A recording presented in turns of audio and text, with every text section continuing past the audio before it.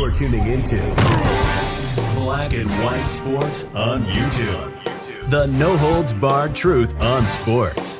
The main event starts now. I am back. Rosenhaus for Black and White Sports 2. Well, no sooner than I got done with the Lamar Jackson video from earlier, some more news on Lamar Jackson came out, and this time I've got a three-way, a triple threat scenario, since wrestling is kind of becoming a thing finally on this channel in the way that I hoped. We'll use a little wrestling vernacular, a triple threat of Lamar Jackson stuff, because something has come out in regards to the Broncos. Now, you want to talk about insult to injury? All these teams came out and said, nah, they wouldn't have been involved in the Lamar Jackson thing. They don't want him. Well, how about the fact that people are saying even if the Broncos didn't have Russell Wilson, they would have been out on Lamar too. There's a reason for that, because of Sean Payton. When Sean was with Fox Sports last season, somebody unearthed the footage of them discussing Lamar Jackson, and Sean Payton destroyed Lamar Jackson over the end of the year injury situation that I believe is affecting Lamar right now because he doesn't have an agent. Right? Question mark. He doesn't have an agent? Because this is the other strange thing. Drew Rosenhaus has entered the chat on Lamar Jackson, which is really odd because Drew Rosenhaus is what? A superstar, and yeah, I'm going to keep it real. Drew is a superstar sports agent. All right? He is the real deal. He is the guy. I mean, you're talking about a guy that's been in TV series, movies. He's just sort of the superstar. Everybody knows who Drew Rosenhaus is. If you're a sports fan, you know who Drew Rosenhaus is. Well, he has entered the chat strangely. Now, I guess he was on Pat McAfee's show today just to discuss NFL in general. But he floated a scenario out involving the Colts. And, you know, he talks about it in such a way, and this is Outkick, but we'll watch the video too, that an agent would do on behalf of their client. That's what was strange about this. So, Outkick even talks about it. Yes, another Lamar Jackson story. Some on this channel would probably feel the same way right now because I had 3 other videos lined up until all of this came about. But it's easily the biggest story of the NFL offseason. This and Aaron Rodgers is it's all of it right now. It really is. It's overshadowed. Let me keep it real. It's overshadowed the NFL draft. Without a doubt. At least leading into the NFL draft. And NFL super agent Drew Rosenhaus weighed in. Appearing with Pat McAfee, Rosenhaus said the Colts should send 2 first-round picks to the Ravens for Lamar Jackson. And let's just listen a little bit here. With that being said, let's just say you got the Indianapolis Colts out there, and they've got a new head coach, Shane Steichen, who was the offensive coordinator from the Eagles. And, of course, Pat's fired up because he's a huge Colts guy. They need a quarterback. You got Chris Ballard, who's the great GM, and you've got an owner in Jim Irsay. Pat knows him very well. Pat was the Colt. Irsay wants to win. Say what you will about him. He wants to win. So I get on the phone with Chris Ballard right now, and I'd say, Chris, you've tried. You've gone all out for guys like Wentz. You've made moves for Matt Ryan. You got nailed when Luck retired early on. Let's make it happen for Lamar Jackson. 2 first-round picks. Forget about it. This year, you've got the 4th pick. You're going to gamble on Anthony Richardson or Will Levis. They're very talented guys, but we don't know what they can do in the NFL. My opinion is give up that first-round pick. Next year's first-round pick with Lamar Jackson's going to be a late first-rounder anyway, because you're going to be a playoff team with him. Give up pick 32. Let's get this deal done. This will turn this franchise around. Pat's the best. I mean, look, guys, Pat was at WrestleMania this last weekend, and he ended up taking on The Miz. And when I tell you he did a swanton bomb off the top rope, off the side, not into the ring, off the side of the ring after a George Kittle clothesline on The Miz. I mean, McAfee's fearless. And that's a side note to this, but I had to mention it. So what was interesting about Rosenhaus jumping out there like that is that's exactly the agent's job. Lamar Jackson, you just saw what Drew Rosenhaus does. He just said, I'd have picked up the phone, I'd have called up the Colts and been like, look, your 2 first-round picks, do it. Send it off to the Ravens. Get yourself a franchise quarterback, and there you go. And you just listen to him, will, deal, fast talker. I mean, Drew's got this down, and it's kind of weird because, like I said, he's talking like he's talking on behalf of Lamar, like he's representing Lamar. We know he's not, question mark, right? Right, Lamar? You haven't snuck around and got Drew Rosenhaus on us, right? I would say that would be extremely wise. Extremely wise. And do you know why that would be extremely wise? Well, because Eric DeCosta, when I made that video earlier, Eric DeCosta said, hey, we'll pick the best player. Albert Breer come out and said that it seemed like the $200 million contract had been pulled off the table, for now anyway, by the Ravens. And Eric DeCosta, during this draft luncheon where he did a no comment about Lamar Jackson, well, he commented about taking a quarterback in the first round. And guys, this is a thing all of a sudden. Quote, it depends on the board. It really does, General Manager Eric DeCosta said. In a pre-draft press conference on Wednesday, when asked if drafting a quarterback in the first round is under consideration, quote, I'd have to say yes, because we have quarterbacks in our top 31. We talked about the fact that they draft best player, not on need in Baltimore. It's been a good philosophy for a long time. So just based on that alone, the simple math, I would say, I have to say yes. Now, he may be looking for leverage over Lamar. I don't know. Baltimore holds the number 22 overall pick in this year's draft. I'm just going to keep it real. There's going to be about 3 quarterbacks on the board at that point.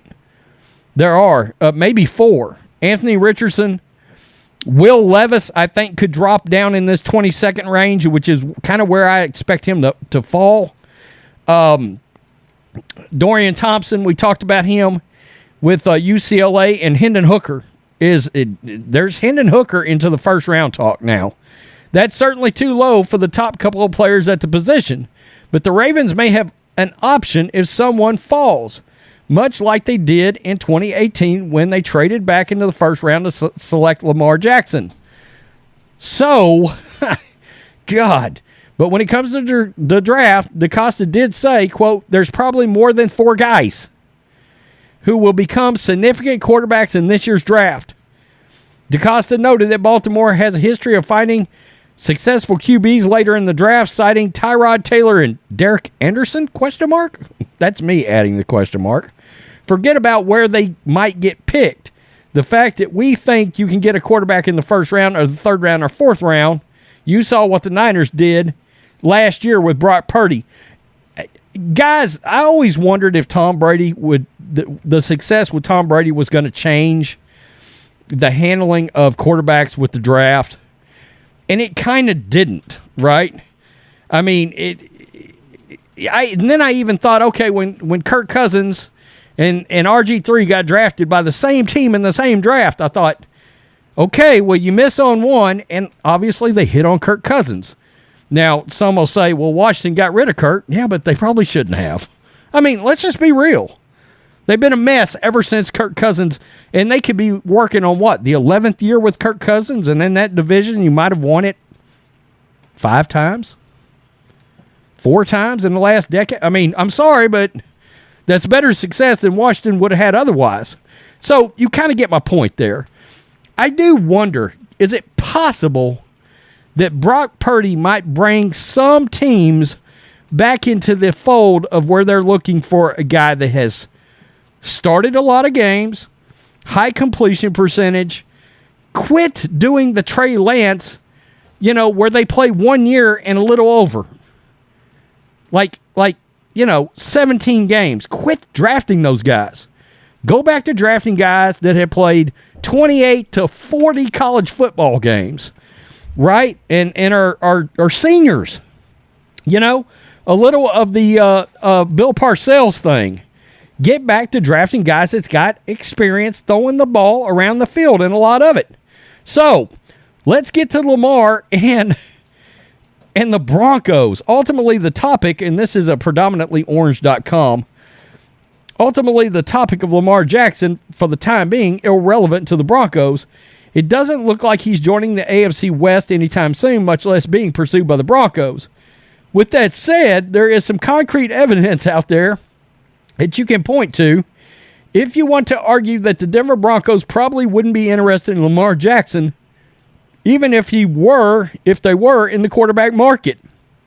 Why? Listen to Sean Payton, and I'm going to tell you right now, guys, a lot of NFL coaches are viewing this Lamar Jackson situation just like this, and we wonder why he can't find a team right now. This was talking about the knee injury. The future of Lamar Jackson is in Baltimore. I'm a mere reporter. I'm not in that building, but Sean Payton, you have coached several teams over the years. Your thought on the situation? Yeah, look, I don't like it, and they're in a playoff game. And I get if he's not playing, but this whole tweet out, let me explain my whole medical status. And look, I'm hearing grumblings from a handful of folks there that their teammates that feel like his process has been slower than expected. I just don't like it. The team's more important right now than you. And we appreciate the information on your injury status. You're not playing. I get it. I don't see this player back in Baltimore next year. Wow. And I think he'll end up with another club. Yeah. Okay, so and that was one of the first rumblings we started getting about the fact that Lamar might not come back to Baltimore. I mean, there's been whiffs and all this, that, and the third, but the one thing we haven't thought about is him tweeting out the fact that he had that knee injury, explaining everything. You just heard an NFL coach, one of the best ones in the league, one that how many teams was after, one that has tentacles on the coaching tree all over the league, out of the Bill Parcells tree, Sean Payton, and he didn't even like that Lamar went public with his injury status. That pissed him off. That pissed Sean Payton off. You think it didn't piss off John Harbaugh? And he said, I know guys out there. This is getting crazy. It really is. It's gotten past crazy. Drew Rosenhaus. Who had Drew Rosenhaus entering the chat today on Lamar Jackson? I did not. But randomly, out of nowhere, Drew Rosenhaus is on Pat McAfee sounding a lot like an agent, which we know he's an agent. Do I think he's representing Lamar Jackson? No, I don't. But it is odd that he's publicly calling out a team, saying, hey, blah, blah, you failed here, and that's just how an agent talks. Hey, Lamar, that's just how an agent talks. They get on the phone and say, hey, Washington, you suck.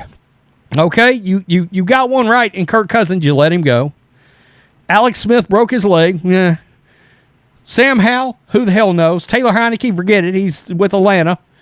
And he starts swooping all this fast talk out like agents do.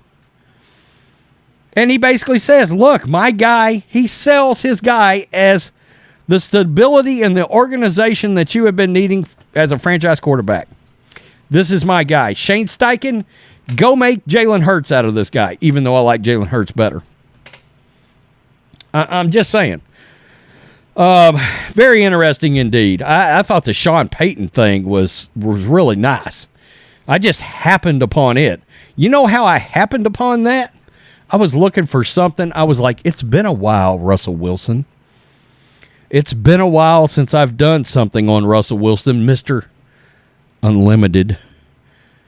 And that came up. Lamar Jackson came up when I searched for Russell Wilson and the Broncos because I was like, surely Russell Wilson's done something stupid by now.